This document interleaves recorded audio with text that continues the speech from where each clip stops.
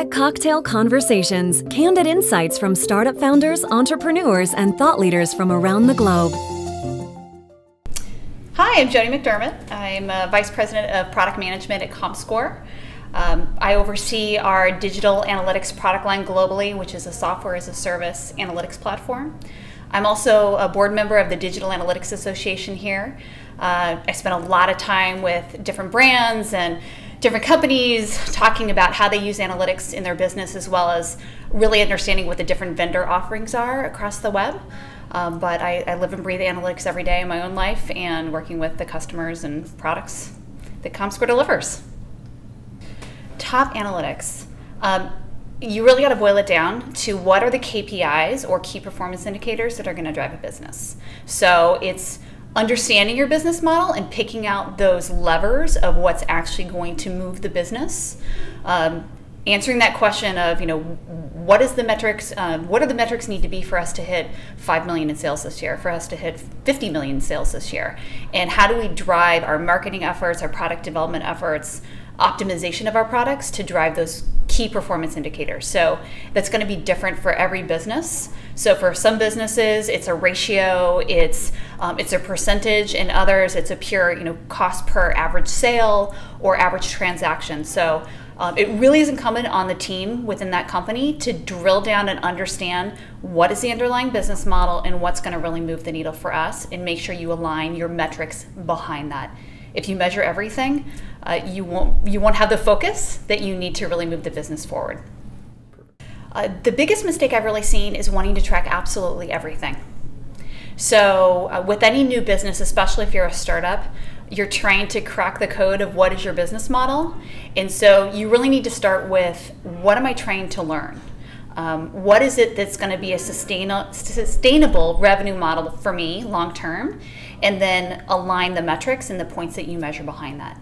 You always have to have a good, healthy understanding of what is happening in your business, volume-wise, metric-wise, just to understand the landscape. But it's narrowing in on what are those key performance indicators that are going to help me make more money, make me grow substantially greater than my competitors, and give me that edge, or we like to say blue ocean, against what other people are doing in the industry. So making sure you're not just measuring everything, but measuring what counts.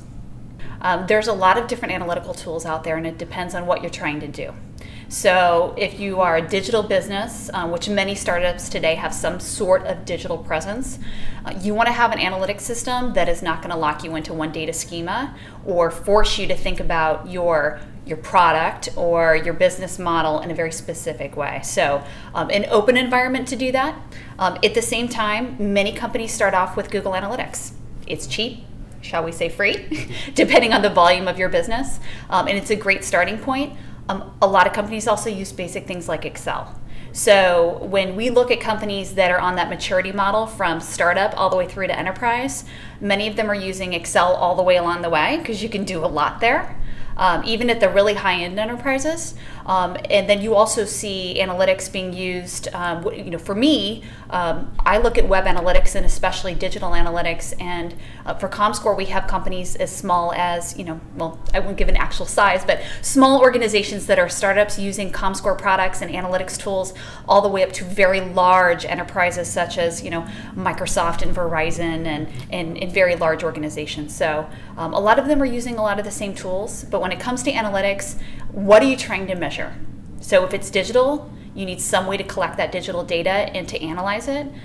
If it's transactional, you're probably using other systems in-house to do that. But you have to be able to bring the data together. And for startups, one of the easiest ways to do that is Excel. So acting, I think for any company, especially startups, it starts with asking that question. When I wore the practitioner hat, one of my favorite questions to ask back to people who would ask for a report was, well, what business decision are you going to make off this data? And so when it comes to acting, yes, there is a level of wanting to understand just the baseline of what's happening in a company, but that should be a really small portion of what's going on, checking the health check, if you will. It's about building that learning agenda and what you want to learn and what you need to understand of how your business model operates or how users interact with your products. And so it's laying that out and thinking about, okay, here's what the data is telling me. this is an important key performance indicator. What do I do on the marketing front, on the product development front, in order to change this KPI because it's going to drive revenue or it's going to mitigate cost? So tying it back to how you package your products, how you build your products, how usable they are, and how you market them and get them into the hands of the users that are actually going to drive revenue for your company. You know, an interesting fact is that they say that about 92% of the world's data was actually generated over the last 2 to 3 years, which is pretty crazy. And it's really opened up a shift from how do you collect all of this data, because the proliferation of devices alone is generating a ton of data. I mean, the tablet was only introduced 3 years ago. So if you think about the creation of applications and all the data that spawns off of that for brands or even startups today that have a web presence, they have apps for a variety of different platforms. They're building mobile web. We have companies that we're working with that are deploying applications on Xbox, Roku, PlayStation, and they want to measure everything. And so, you know, the way that we've seen it change the most is with being able to tie the user journey across all of those devices, as well as being able to work with so much data and make sense of it. So the changes that we've seen are the methodologies for how you actually look at analytics, that you've got to think about it across device, and then also making sure that you have systems in place to manage those very large volumes of data. So data can be it can be a blessing and a curse.